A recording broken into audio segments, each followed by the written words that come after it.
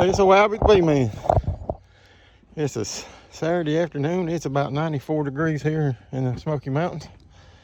It is hot, hot, hot. And I've been in this big suit all day.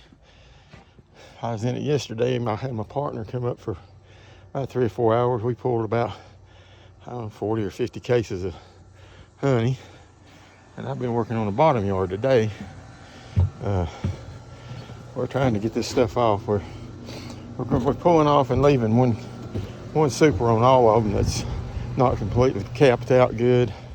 And we're having to put some new supers on some of these, and they're not drawed. So what we're going to do is take some of this honey that we have on the other supers, and we're going to checkerboard it around a little bit, see if we can make that sort of smell them up a little bit, put a little smell them in it, sort of like old George Clooney said on Brother Wart there, and put a little smell them in his hair. But anyway, I'm going to turn this thing around here and we'll show you what we're working with. This is our honey room. Let me open this thing up. We got a lot of bees in here.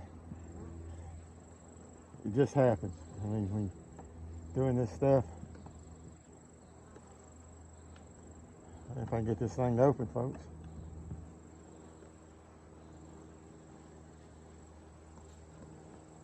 There we go.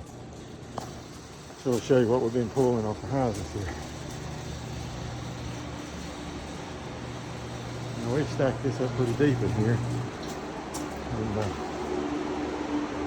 get you an idea. That's all 10 frame back in here. This is all 8 frame. So to get you an idea of what we're looking like here. I can get one of them out. Oh, hang on here. That's so heavy. I think my frames, hang on, folks. Oh, there we go.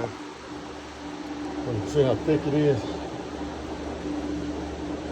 That's all there.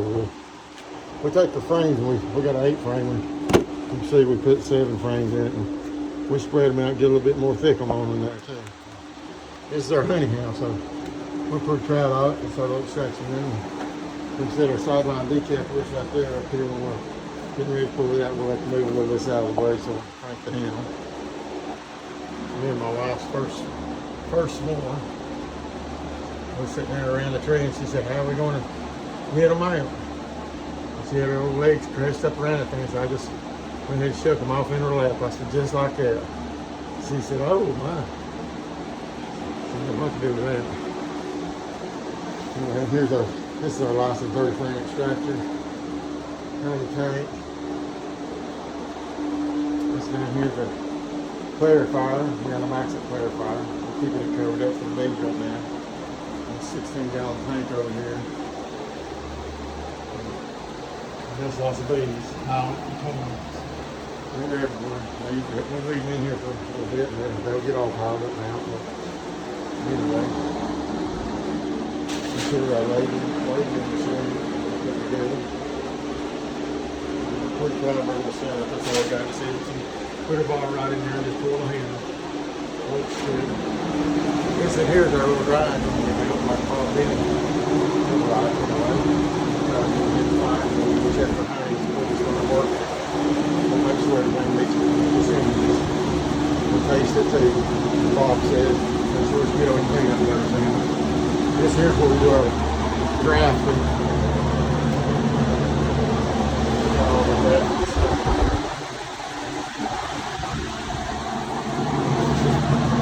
It's pretty cool. Got a little air in here, kind of stir it around a little bit. Let's right to the bee yard. Let's see what's going on down there. This is our little bee truck here. We got a Honda tank on it. We got 30 gallons here. It's enough for what we need on our yards. We usually have to do about two tank loads. Got a place where we hang our old smoker. We bought this little Honda Active. We fixed it up real good, and we can haul a lot of bees in this thing. A lot of honey. Does good for what we're doing in our little yard. We were running about 200 hives last year, and this year we're doing just running around about 40, 45 or somewhere in there. It's enough because with the honey that we got, even last year, we still got 80 cases of honey from last year. It's all poplar honey and the firewood. We mixed it last year, but this year we're cutting it out to make it a little different.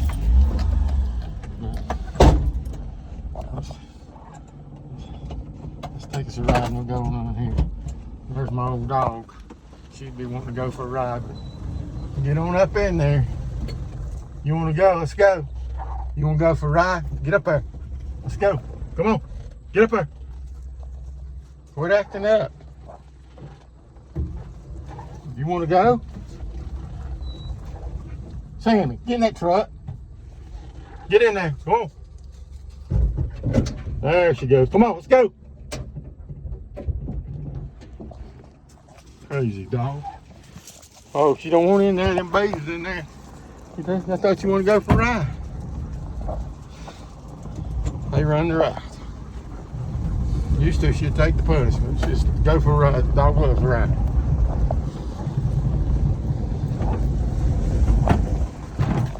Alright.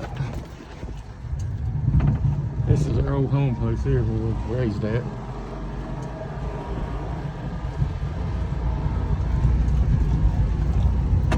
Let's take a ride up the field here. Oh, okay, hang on, folks. Get up first here. This thing can climb a mountain like that. They're really good little units here. Maybe every once in a while. They're not made for tall people. You gotta really learn how to get in them. So we got to do the side shuffle, the James Brown shuffle. Get in that yard, crazy dog. You know you ain't supposed to be down here. Go on. Get up there. This is our home place. That's one of our yards up in the top up yonder. This is another big yard of ours down here. So we'll get this thing turned around here. We'll go up in the big yard and show you a little something that we've got work cooking up here. It's pretty cool.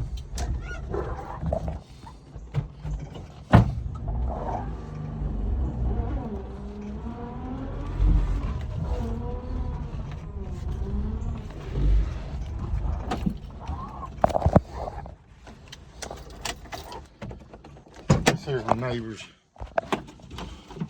Quonset hut. We raise this organic stuff. That was my mama's old place. That's where I was actually raised at down there.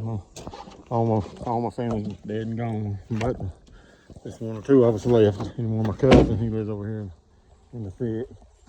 But anyway, let's get up to this yard here. All these highs here were made this year ourselves pretty on there. We used Saskatraz, Russian hybrid. We got a few of them that's running a little light, but they don't make it. We'll shake them down and use the resources and keep the ones that are good for next year. And they'll be all right. We'll make more. We're thinking about even downsizing a little bit more. We're getting up in the years and we can take 15 hives and I can make a lot of honey. I can stack up 10, 12 feet of honey in a year with the methods that we use. And it worked pretty good. We started out in the early season. This year, we put on an 8 frame, we run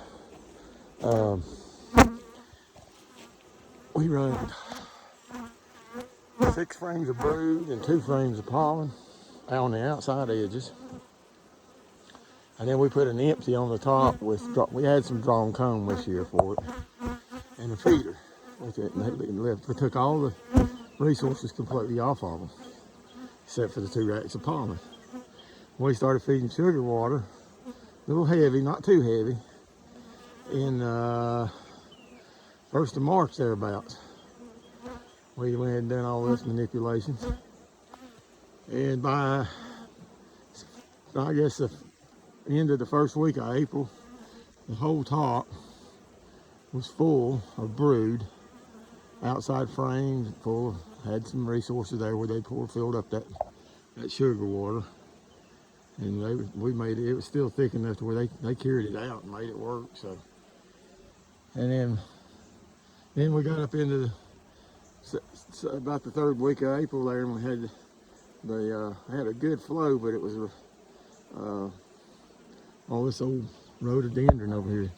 We live in the mountains. They ain't bloomed in a long time. We'd been watching it, but this year it bloomed, and We got all our brand new supers full of print that, so we had to take all that off. Re-super everything on both yards. We're saving that other for the bees to work on during for seeding time or whatever. Because we don't know what God has in mind with that bloom and what's in that nectar. It might promote real healthy bee guts and something that keeps something away that might be coming in the near future that people's not aware of, but God knows what's all that out here. He made it all, so just don't want to throw something away. I've talked to a buddy of mine and said that you could actually sell that for medicinal honey. It makes real good medicinal honey. But anyway, we thought, well, the poplar was fixing to start budding open. The bloom got knocked down a little bit, but we got so much poplar here. That's why we call our road poplars in the poplar mountain here. So it come on super strong, and the persimmon come on strong. We got a lot of persimmon trees up in the area up here. Got them up in front of the log house up here across the street. Just they're everywhere. And we got the flow off this stuff, and you can see up here. I'll show you what we're working with right now. This is we got this from Dayton. It seems to be doing pretty good. The smoker I got from Dayton, I like the smoker, but the only thing I really don't like about them is this right here. You can see this is the heat transfer. I got a hole up there. I got a thick piece of plywood that I usually set my things down on. I didn't think much about it. I come back next day and it had to burn a hole all the way through that stinking plywood. So it's not a good design. There's nothing under the bottom of this thing here. He just sits it down on the hot can. So that's a really bad design, really poor. And it seems to me that their lids have got thinner on the top. You go to Better Bee and you look at Better Bee's smoker. There's one that's got, it looks like almost like an oil can. It's got the insulation around it, and I really like that one. And I like the bellow on this, and it pushes a lot of air. The other one's is a real leather bellow, and it has a deeper area right here to put your hand in, so your thumb sort of holds onto it better during the daytime. But I like this thing here. A lot of people want to hang their smoker on the hive. Most beekeepers want to keep it between the legs, but you can't keep this thing between your legs all day. It'll burn you. And they need to redesign this so that this part's higher. This here, the cone, needs to be a little thicker, maybe, and just a little bit longer. I think just the height of that coming up a little higher makes a difference. But I think they need to really think on their smoker there a little bit, redesign that it'd be they make a good. I love the Bella. Bella's nice. It has a good force of air. You know, I ain't gonna knock something that works good. But now this thing I bought from them, and I bought their lid. And when you put your lid in, this thing here, it wants to fall out if you turn it over. It don't have no way of locking inside this unit here that you put through your lid. So we had our own fume board lids that we'd done. We just took this metal, we cut into some little notches here, and we twisted this thing around.